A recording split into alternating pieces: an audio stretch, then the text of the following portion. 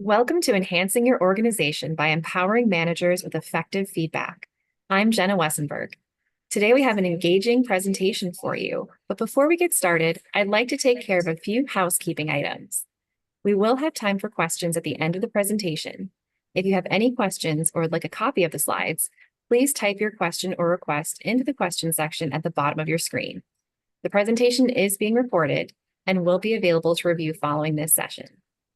Today, we have Amy McClure and Laura Sanders with us to talk about the struggles employers face with employee engagement and how to improve organizations with effective employee feedback. Amy, I'll hand things over to you. Thanks, Jenna. Okay, thank you everyone for coming today. I know time is a valuable resource, so I really want to use our time wisely together. So just a quick overview of the goals for the session today.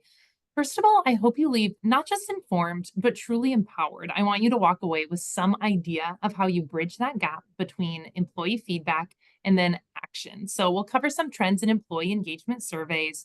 We'll talk about what's working and what's not, and we'll really discuss how the manager is the key in creating a healthy workplace culture. We'll also get into more details about how Engage 360 can actually help you, and we'll show you the tool and really get into the details of how that continuous feedback can create an environment of communication, trust, and growth. Also, I used to be a teacher, so I love questions. Feel free and just drop them in the box as we go through the webinar, and we'll make it as interactive as possible. So on that note, we're going to start with a question. What I want you to think about is, what is an adjective that describes an engaged employee? So when you hear the word engaged or engagement, engaged employee, what are some adjectives that come to your mind to describe them? Just take a minute and just throw a word or two or three into the Q&A box. Okay, Amy, we're seeing some things come in here like excited, Excited, productive. Yep, friendly, happy, active. Happy, active. Yes, these are all good adjectives, right? These are things we want to be, people we want to work with. Energized. Energized. Oh, I love that. Involved. Involved. Very good. Yeah, these are some great ones, great adjectives. When we hear engaged employees, right, we think of someone we want to work with. I think that's kind of the bottom line. I want to work with an engaged employee. I want to be an engaged employee. They're a rock star. They go above and beyond. They have a strong intrinsic drive to do their best every day. They're thriving and they're really committed to the mission of the company. I think that's the big thing, is that they are committed to the mission and vision of the company, and they're willing to go above and beyond and do what it takes to get the job done in the best way possible. And yeah, your words that you guys added are perfect to add. And I think we hit it right on the head as we look at kind of what this big picture engaged employee looks like. So you might wonder, why does it matter so much? Engagement is a word that people throw around a lot. You might think, oh, it's just a buzzword, right? Employee engagement. You might even write it off as fluff or nice to have. But employee engagement is actually so critical for the success of an organization. And if you're a CEO or a CFO and you think engagement is just kind of non-essential, or the HR department deals with that, or we just do that one big annual survey one time a year, and it's not really that important, you're wrong. Engagement literally affects every aspect of your business. So here's some concrete ways that employee engagement can affect your bottom line and affect your numbers. First of all, productivity, right? What company doesn't want to be more productive? We know that engaged employees are 17% more productive than their disengaged counterparts. Also, employees with engaged employee in companies with engaged employees outperform those by 202% in terms of financial performance. So if you're looking at your bottom line, and you say, what can we do? How can we boost productivity? Start with engagement. That is the number one place to start. Your people are the ones who are producing. Make sure that they are engaged and invested. Second of all, retention. Engaged employees are 87% less likely to leave their organization. So if you're looking around and realizing that you have a retention issue, that might just be a symptom of actually a deeper engagement issue. And so it's important to kind of take a step back, look at the root cause of that retention issue, and say, what can we do to get people to stay? And I think the number one thing is to keep them engaged and keep them invested in the organization. Third, customer satisfaction. we all know the feeling when we're talking to a worker and they're just not in it. They're kind of checked out, they're disengaged, and our loyalty drops when we're talking to just that one disengaged employee. So businesses with engaged employees experience 10% higher customer loyalty. Who doesn't want that? And lastly, well-being. So this doesn't necessarily have like an ROI number attached to it, but it might be the most important of all of them. Are your employees experiencing a sense of well-being? Do they feel like their job supports their well-being, their brain health? Do they feel like their company is truly looking after their best interest? And then we know that engaged employees experience a 66% increase in well-being. So that's something that really is important. It's taken kind of front and center more recently, and engagement affects that. So kind of moving right along then, I want to throw this number up here, 33%. You might think, what does that mean? It's a third, right? We got 33% is 1/3. This represents the number of employees in the US that actually are engaged, that show up to their work every day, really feeling invested in thriving. Just 1/3. So let's take a look then at kind of some trends. What's going on here in the United States with engagement? So 51%. So the majority of workers are showing up not engaged. And what that means is they're just doing the bare minimum. They're not loving it. They're not thriving. They're not really connected to the mission. They're just ho hum. More than half. That makes me feel a little bit sad when I think about that actually. 33% are engaged. So we're at that third point of people who are feeling like they're thriving in their workplace. And then 16% are actively disengaged. In this actively disengaged category is really dangerous, right? They bring other people down with them. So it's really important to be aware of those actively disengaged voices and to get them out of that category, right? So I just want to really quickly highlight employment trends, or not employment trends, engagement trends over the last 20 years. So when we look at this graph, right, we start kind of in the early 2000s and we notice that the engagement rate was 30%. And then we've had some ebbs and flows, right? We've obviously had recession, we had millennials enter the workforce, we had COVID. And then after COVID, of course, we had the great resignation. Everything got all shaken up in terms of satisfaction and employee engagement. Then we had quiet quitting, which really just put people into that not engaged category, I would say. And then most recently, in case you're wondering, what are we in now, right? With all of these terms, like what's going on at this point in 2024. It's a little depressing, but here it is, the great gloom. So I don't know how I feel about this, but this is what social scientists are calling this current phase that we're in, the great gloom. It's a little bit frightening, a little bit overwhelming. But right now, there's lots of uncertainty in the economy, lots of uncertainty with the stock market, the job market, uncertainty around the election, and people feel it and they're afraid to move. So they're not loving their jobs, they're not thriving, they're not engaged, but they're too scared to kind of detach from their current jobs, make that next jump to a different thing. And then this also really affects, I think, the way that company leaders look at their companies. So they might be a little bit afraid with all this uncertainty. And when we're afraid, we easily shift to a scarcity mindset and we kind of swing to these extremes, right? We want to save money. We don't know what's going to happen. We have to be prepared. We don't want to put money into extra programs, into any employee engagement software surveys or anything. But I want to challenge that thinking. Actually, amidst all the uncertainty, now is actually the time where you need to kind of take a step back, reevaluate what is the core of your business, what is the most important thing, and actually invest in your people to make sure that they are happy, committed, engaged, and thriving. And that's the best way, really, to future proof your business, to invest in your people, to make sure that no matter what happens, they're committed, they're productive, they're working hard and thriving. So what can you do? This is a question. Like, great, the great gloom. That's so gloomy. What can we do in the face of all that uncertainty? So you have the opportunity to create an environment where people want to stay, where your people are allowed to thrive. And you might feel like that's a big burden and you might feel like you're carrying it around all the time. It's not all on the shoulders of HR. Creating a workplace environment where people can thrive is truly everyone's job. It's a team effort. So I want you to think about what you're currently doing in regards to employee engagement and helping employees thrive. And you're probably doing a lot. You're probably carrying the weight of that burden. So I want to talk about how to focus those efforts, how to make them a little bit more focused, and how to spread that out and delegate a little bit so you're not just trying to do it all alone. Laura? Yeah, thank you, Amy. You related really well to the problems company leaders are currently facing. And I'm sure a lot of you on this webinar can really relate specifically to the issues around the great gloom that Amy shared.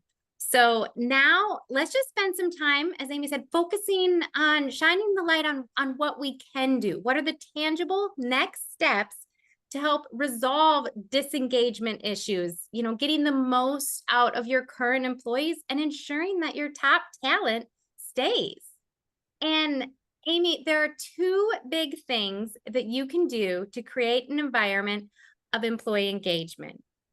Collecting meaningful employee feedback by creating an effective feedback loop. And we'll talk a little more about that.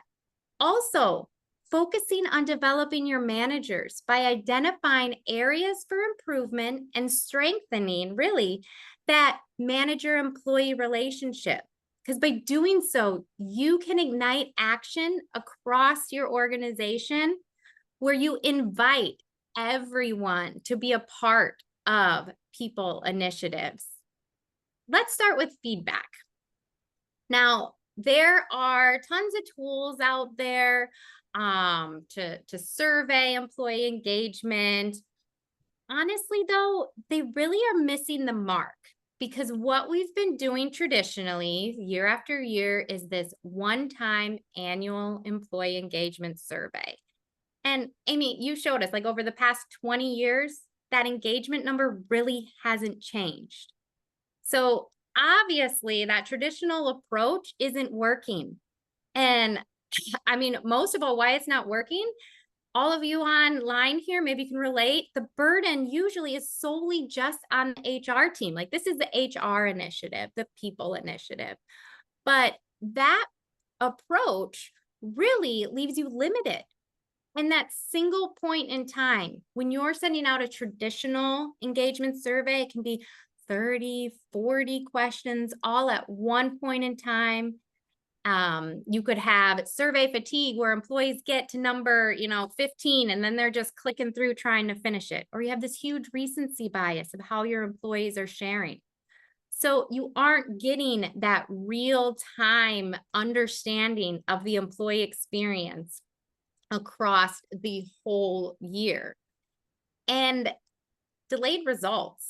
That's also a huge challenge I'm sure you've faced with. You've done all this work and effort to send out that annual survey and you get all the feedback back. Where does it go? Generally to HR to analyze and determine kind of what that message is and then spreading the data out to managers. But then what does that leave managers with? So we might be 2 months after they get results from, 30 some questions. Those line managers, even those middle managers that are working with your people closely say, so what? That data is outdated. Maybe you don't even have the same people on your team. And I don't really have a clear action to take.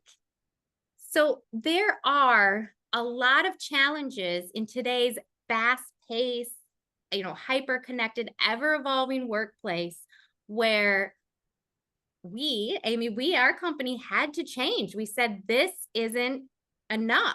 It's just checking a box, but we're not moving the needle in employee engagement. So we had to rethink how to collect, share, and act on employee feedback. Amy, what are other leading companies doing around employee feedback?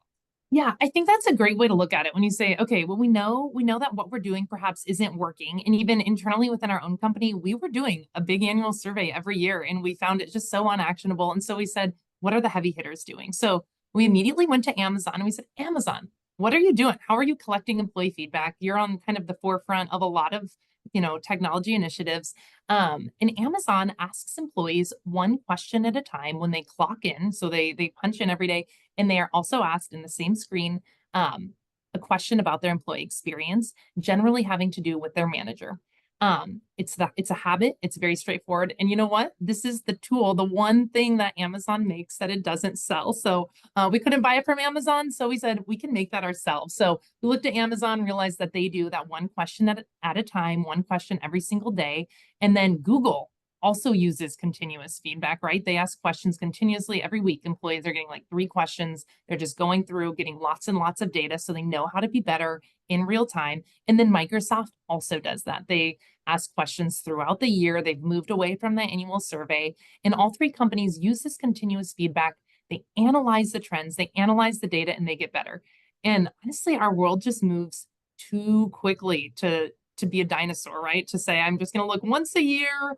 No, we got to be always moving forward, always be kind of checking the temperature, getting the pulse on our employees. I mean, think about your air in your tires, right? You cannot drive your car unless you have air in your tires.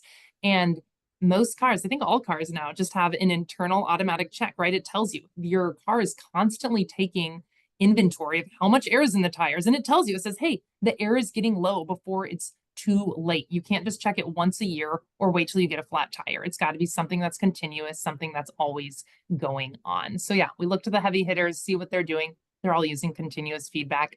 It's definitely a bandwagon that I want to jump onto.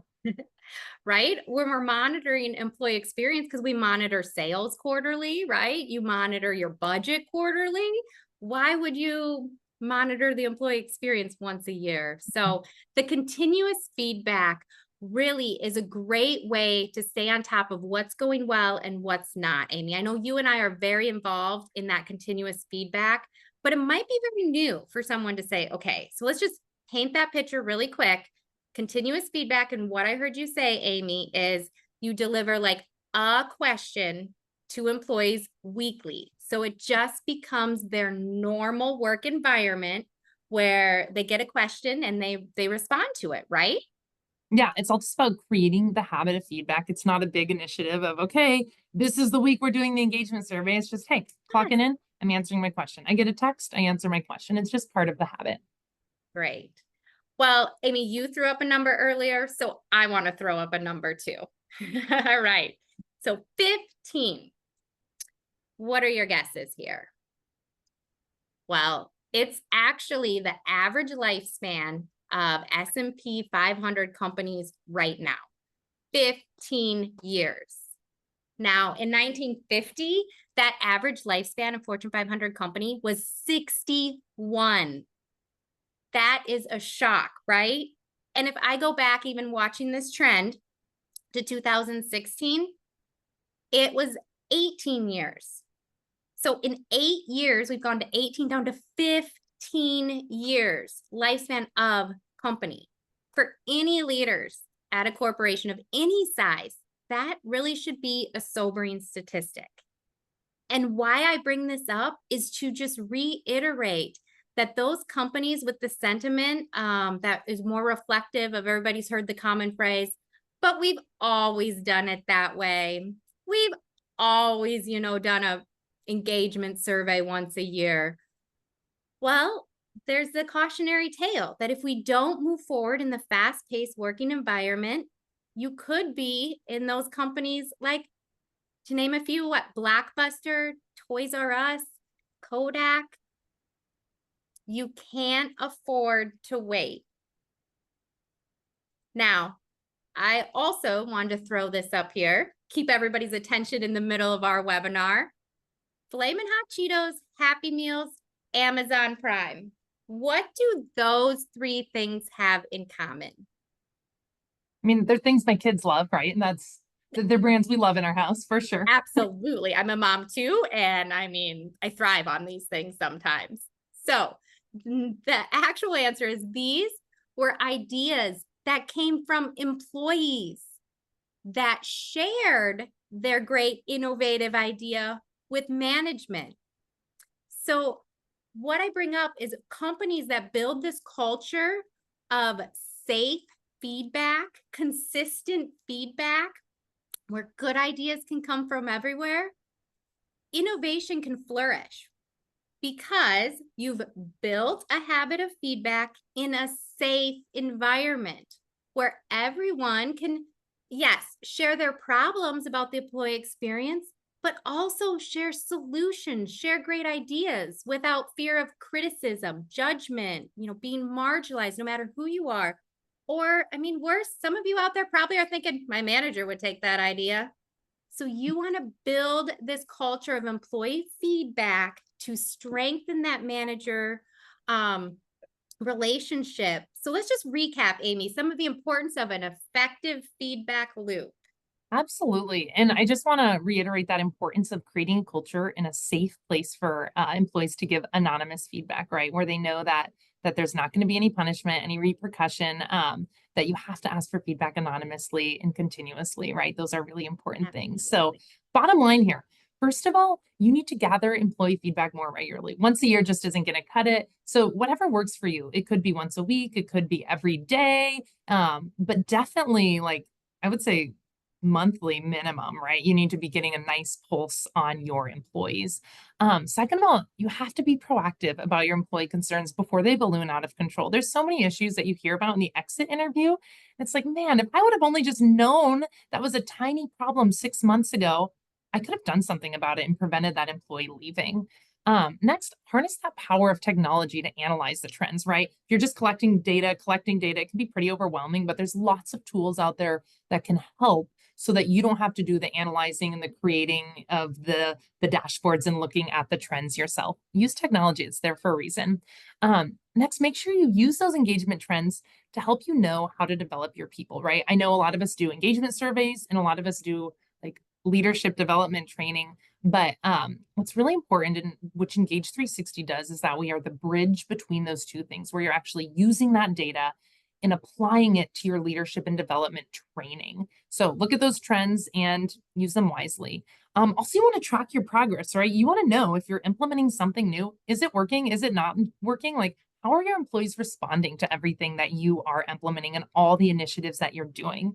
And next, when you're gathering feedback continuously, you're showing your employees that you care, that you listen, and that's going to help engagement. It's going to lead to better business outcomes, increased revenue, more productivity, and increased retention. So feedback, number one thing you got to do if you want to boost employee retention. All right. The next thing that you need to focus on is managers, not just getting abstract feedback, but you want feedback that's going to specifically help your managers get better. Managers are kind of the glue that really hold organizations together. And we know this, right? We've all heard the expression, people don't leave companies, people leave their boss, right? And this is so true. 86% of employee satisfaction hinges on that employee manager relationship. You felt this probably. You have a good boss, and you're like, I love my job. You have not so great of a boss, and you're sending out your resume. Second of all, we know that managers need support. Only 20% of managers think that their organizations are supporting them and helping them to be successful people managers, right? Managing people is a hard job. Not everyone is trained formally to do that. And so, as you are a manager, as you become a manager, you need that support, you need that constant feedback so that you can grow and do your job well and help your employees thrive. And then lastly, HR, you can't do it all. You can't do it all alone. In fact, 74% of HR professionals don't think that they have the tools to be effective at developing their managers, whether that's the time, the technology, the resources, the know-how. And so it's something definitely worth spending some time on and thought of how do you develop managers so that they can support their employees. You're absolutely right, Amy. And the workplace has evolved. So effective management looked different, 20 years ago or even 5 years ago.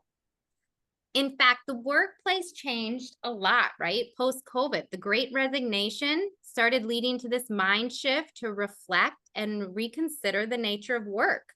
What employees wanted was different. And then think about the hybrid working environment, how much that changes employees' needs and how employees and managers connected, right? To stay connected. We know that the workplace will always evolve and it's just evolving faster now to be able to help managers identify those key needs. So, and I think about kind of that workplace evolving, and we know that in early history, manual labor was vastly in demand, right? And then we had the Industrial Revolution and after, where terms in management around like organization as a machine and knowledge worker with Peter Drucker became very commonplace. So when I think about the workplace environment and evolution that managers have moved through in management, I really think about it starting out as muscle, and then it became mind, and now it's heart. New theories of management put far more emphasis on motivation and engagement of workers. Modern managers are being trained on organizational theories to understand the emotional intelligence factor in management. And I would even argue that management has entered a new era of empathy. So when managers play a key role in the work environment, helping them to identify the changing needs in the workplace and connecting with their employees is vital. And more as this is happening faster and faster than ever. So I just wanted to share here to some feedback, that getting feedback to managers in real time really matters and produces results. So each dot on this graph here represents the results from the teams of an individual manager. So keeping tabs on things that manager is getting feedback about the employee experience. And what we see is a direct positive correlation between how employees feel about their manager and how they feel about their organization. So we want to focus on the manager because the data is clear and our hypothesis, frankly, stands validated that employees who have this positive view of managers hold a more positive view of the organization as a whole. And this data comes from our internal research of doing continuous feedback. And so when you're looking at moving that engagement needle and getting more productive, stickier employees, it all starts with this working relationship of communication. So there is more of a connection and drive where everyone in your organization is mission focused. Amy, Yeah. let's take it a little further into some of our data. I was going to say, so not only do managers, or when employees feel better about their managers, they feel better about their organizations, but that means they're less likely to leave, right? When they are feeling good about their organizations, good about their managers, they're way more likely to stay. So you can see in our example here from our internal research, it shows how likely it is in that these employees in each category will leave voluntarily in the next 2 years. So as you can see, those in the disengaged in category are way more likely to leave. Disengaged employees are 205 to 253% more likely to leave the organization in the next 2 years than actively engaged employees. I think that data speaks for itself, and I don't need to say anything else about it. It's very clear. Engagement is linked to retention. So now I think it's time to take a break from the data, walk away from the theory for a minute, and really dive into what Engage 360 is and how it can help your organization. Laura, are you ready? Yes, just changing up screens here. Now, we understand that if an organization is going to adopt a new digital tool, and the experience needs to be simple to use, meet users where they are at, and deliver results. So what Engage 360 has done, and I'm just going to do a quick check. Amy, do you see a little question on the screen? I do. Yep, we're good. Thank you. Okay, so we're going to start with the employee experience. When we talk about making it simple for everybody, we want to get high participation where employees feel safe to share their feedback.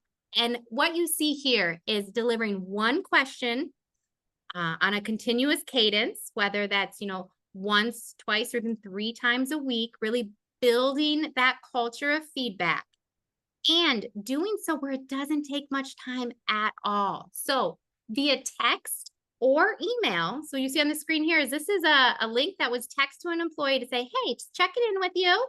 This is what I want to know about today. And these topics cover things from effective leadership to resources available to overall culture and engagement, even team dynamics or benefits.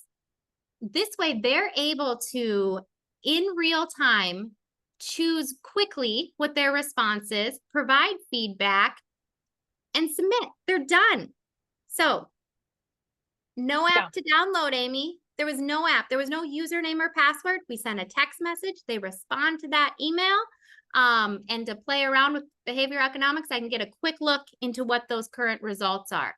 But here's the digit. I just love how easy it is. So you're texted or emailed a question as an employee. So if you never even log into a computer, it's a text. You can customize the time and you don't have to download anything. I'm so tired of downloading apps, right? As an employee, I want something that I'm already using. Okay, so Laura, show us what happens within all of this data, right? If we're getting all this constant data, where does it go?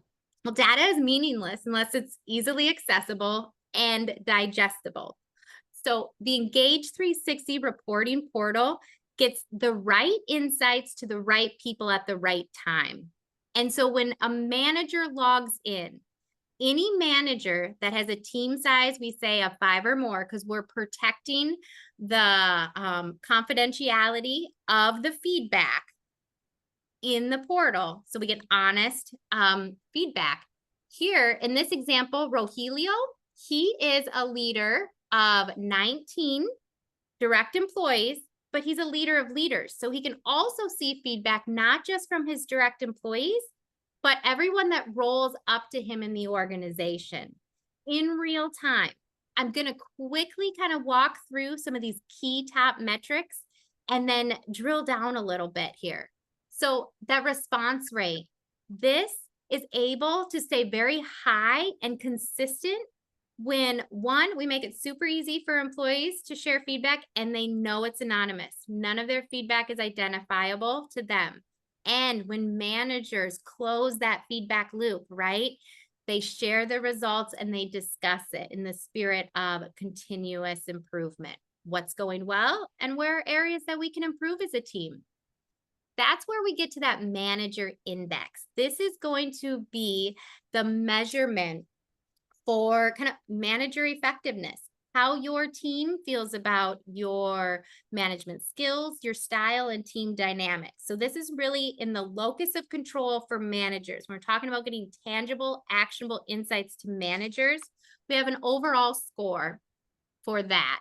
And keeping it separate from some of those organizational questions that might be more, around benefits. So this is really kind of the locus of control for executive leadership. And I'm going to dive a little deeper into what each of those scores are.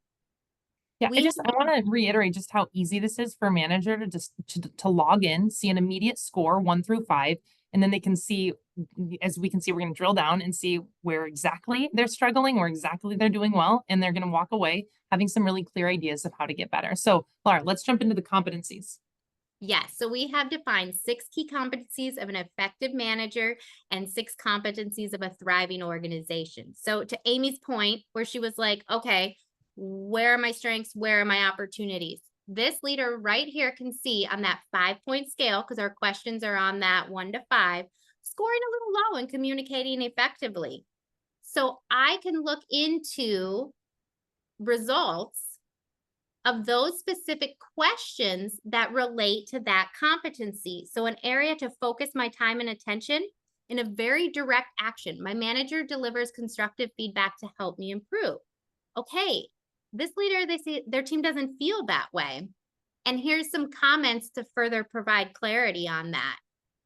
It's quick, it's easy, and it's staying on top of kind of fueling your own leader development, kind of looking into a mirror and better understanding yourself and then engaging with your team. Amy, anything to add on this main dashboard before I jump into some of those other great reports, super high level? Yeah, I want to point out that this really fosters a culture of self-awareness as well. I recently read a study that said 90% of people think they're self-aware and only 10% of people actually are. So how powerful is a manager to have a mirror basically held up to you where you can see in reality the areas you need to improve upon. And it's anonymous, it's objective. So it's really powerful data, and it truly bridges like what are the employees saying with what can I do to get better, and it just inspires action. So all in one place, easy to read, and then lots of other ways to look at this data too. Yeah. And then track your efforts, right? Efforts you put in, track to see what progress you're making, where things are moving the needle forward, and spotting anything in terms of regressing. Also, what's great is this allows you to see teams across the organization in terms of management effectiveness, as well as kind of those organizational competencies. So love this snapshot here. You can easily see what managers need training in what areas. Yeah. And I think it's important if you're in charge of leadership development, you can try really hard to find a one size fits all approach to all of your managers. But imagine if you could see exactly what each manager needs, see exactly which managers are at risk so that you can intervene and be proactive about supporting them before it's too late. And you can say, "Hey, I notice that so and so is really struggling with communication. Here's a great communication resource for you." Or you can say, "Oh my goodness, our entire team is lacking in emotional intelligence. We need a whole day in service where we just focus on emotional intelligence." And then it's focused, you can track the progress and just be intentional about your leadership development. Right. Now, we don't want to get other groups lost. We break it out by teams, but this heat map really is a great analytical tool to spotlight some of those engagement drivers. What's going well and what isn't. So slicing and dicing that data by department or like generations. Amy mentioned earlier, 5 generations in the workforce. So understanding those different groups and their needs and where you can really focus your action. I love looking at the different tenure, how long they've been with your organization, and understanding sentiment or even location. A lot of our clients have been like, okay, we're moved really heavily remote. So they can track, okay, how are remote employees feeling compared to on-site? Yeah, and just as I mean, we all know the workforce has changed, right? And everyone needs different things. Like as a millennial, my needs are going to be very different from the boomers in the organization, right? And so HR can see this and they can be proactive about it. And then also think about your DE&I efforts. And it's really helpful to know how you're including all people. And you can be proactive about including specific groups so that no one is excluded from kind of leadership development and engagement efforts. Mhm. Right. And then lastly, what I want to share is we are very intentional about helping to build that habit, like getting managers into the portal. Because once they're in, they're logging in consistently because they see the results of the feedback. But we're dropping on a monthly basis an email right into managers' inbox. Again, simple for everybody to use. Managers are busy. What are the highlights, right, Amy? What's been going well? Where are you trending with your team and those areas for improvement? Quick Yeah. snapshot here. Love that we drive you back to the dashboard to build that behavior of keeping on top of closing that feedback loop with all employees. Yeah, this is such a great conversation starter. So imagine if you're a leader of multiple managers and you sit down for your monthly one-on-one, instead of just saying, "Hey, I think maybe I've noticed your communication's not so great," to be like, "Hey, here's a report. Your employees are saying that your communication needs work. How can I support you and what can we do about that?" It totally shifts the conversation and creates a culture and an environment where your manager is feeling supported, not accused. And so the data is invaluable, really. All right. I saved the best for last to share with you by providing managers with quarterly manager reflections that takes that feedback and uses the power of our analytical tool and AI to say, hey, this is how you are doing in key areas of management effectiveness, your strengths and your opportunities, and providing clear action steps. You scored lower in this competency, or you had some tougher feedback per this question. Here are some action steps you can take. And then it's important to track your progress and acknowledge those things that have gone well, right? So you can easily track your progress with these quarterly reports. You can dig into each of those competencies just to really fuel that manager development and conversations that can be brought to the table before you're worried about even your managers leaving, right? Having the high turnover, summarizing quickly with great action steps. Amy, I know you love sharing this report with people. Anything to say before I switch kind of back over into our PowerPoint here?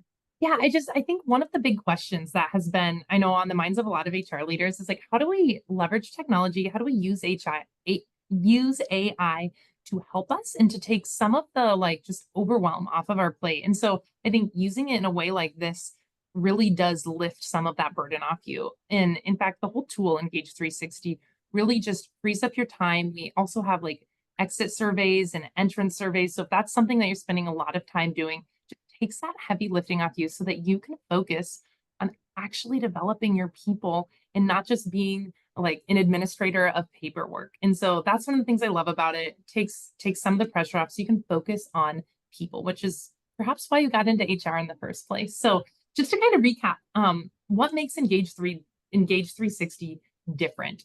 First of all, it helps your managers. When you get real-time insights to managers, they can adjust, they can improve, they can be proactive about their own development and truly take ownership of growing as a leader. Second of all, it's easy for employees to use and it instills a habit of feedback. So it fosters a culture of listening, and as managers improve, the employee experience improves, and it just keeps building on itself. And then lastly, Engage 360 empowers everyone to take responsibility for company culture. And that leads to improved retention, recruitment, productivity, and just overall employee well-being and workplace culture. And who doesn't want that, right? Who doesn't want a thriving workplace culture where everyone feels heard, everyone feels invested, and everyone's just engaged and thriving?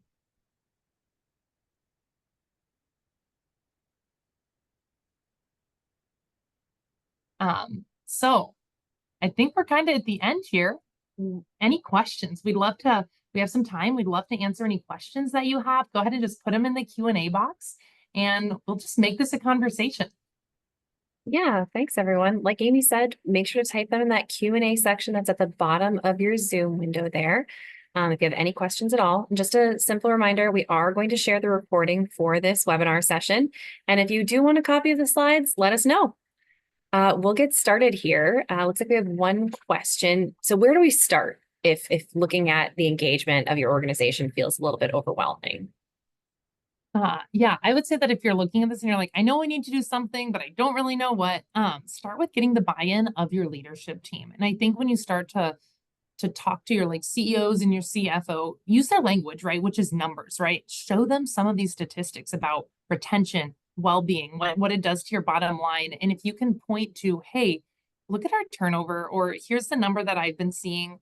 And then you can point to how if we track the data, we could really help improve that number. I think that is a really strong selling point, but also just you want to get everyone on board. Like I can't carry the world of engagement on my shoulders. So getting the whole team kind of to buy into this idea that engagement is everyone's issue and that engagement also affects the bottom line, I think is really the big point. And of course, I'm happy to just have a conversation. You're like, I don't know where to start. Reach out. We can have a very just low pressure, like, let's talk about your problems and let's figure out how we can make life a little bit easier for you. Amy offering to be a problem solver. Always. And if you haven't noticed already, she's very passionate about this. I am as well. We would welcome those conversations really to help you increase that employee engagement and strengthen your overall organizational health. And so thank you for asking that question. That was a good one. Okay, it looks like we have another one here. Based on some of the trends that we saw earlier, do you have any predictions for future engagement trends? Gosh, I wish I did, right? I wish I had a crystal ball. I would love to see us get out of this great gloom. I think what I'm kind of sensing is there's just so much uncertainty right now, and people don't know like what's going to happen in the economy, what's going to happen with everything. And so right now, I think with the great gloom, people don't want to leave their jobs, they're unhappy. So my hope is that people really start to take engagement more seriously and start connecting those dots that engagement does affect your bottom line, that people do need to be invested in, and start really implementing tools and techniques so that we can make that one of the priorities for most organizations. Laura, any other thoughts? Do you have a crystal ball? Wish I did, right? I'm carried around with me everywhere.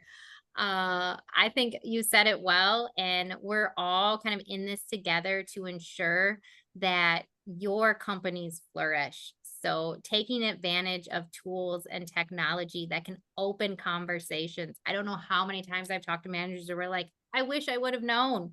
Or if it wasn't for having the safe space of constant feedback, I would have never known that this problem was there. So brought issues to the table, and really it's been a great ride, and we are excited to invite all of you to just try it. It looks like we have another question here.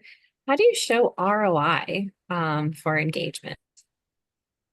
Yeah, this is a tough one because people always want a number, right? They're like, what's the number? I want the exact number of ROI. And we don't have a number. It's people, right? They're so unpredictable. But I think the biggest way to think about it is this. How many people have walked out of your door in the last year? And what if you could just prevent one of those people from leaving or two of those people from leaving, right? We know that the cost of turnover is high. To replace an executive role, it's 1.5 to 2 times the person's salary. And that's not every position. I know I've read it. It can be half a person's salary, but just think about like in your own organization, how much does it cost every time someone leaves your organization? And how much could you save if you could prevent one of those people from leaving, two of those people from leaving? And I bet that the tool would even just pay for itself if you start doing that math pretty quickly. You just think about the morale on the team members that stay, that have to kind of help pick up some of that slack, is also a cost to be considered in the ROI too.